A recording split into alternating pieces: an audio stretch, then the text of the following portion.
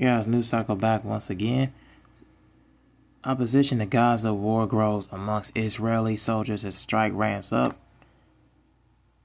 Yoav Ben Eri told NBC News earlier this month the patriotic thing is to say no.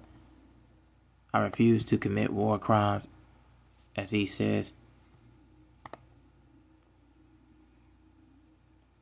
Barely noticeable a few months ago, the opposition is growing about fresh Israeli operations in Gaza even among the country's military reservists, who some have made publicly call out the government for what they say is a moral and politically motivated decision to continue the war. I refuse to commit war crimes, Yoav Ben Eri told NBC News earlier this month. The patriotic thing to do is to say no. As an Israeli human being, I'm calling the Israeli government to stop starving 2 million people, he said, adding that he felt shame and guilt because people inside of Gaza are starving to death.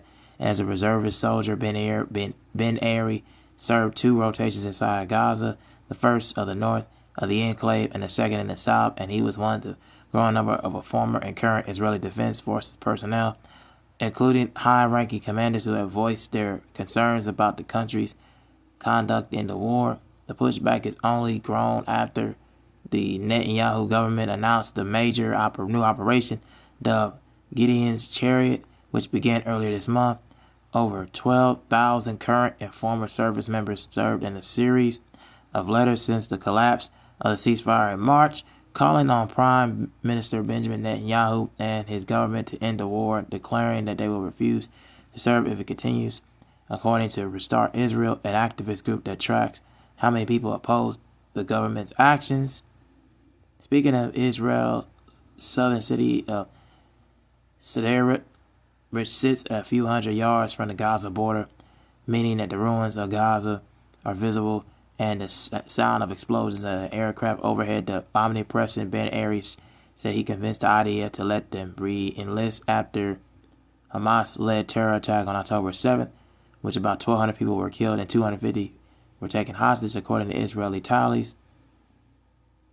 Despite the leg injury, he said he had felt that he should join the army to protect his homeland. During his first deployment in Gaza last year, he said he quickly became disillusioned by the destruction he witnessed. He sent to southern Gaza when Israel resumed his military campaign in March. Ben Eri said he came to the realization that he could no longer serve in a good conscience, so a week into his month-long rotation, he said he had asked his commander to be relieved of his duty and made his way to the border. Soon as he was back inside Israel,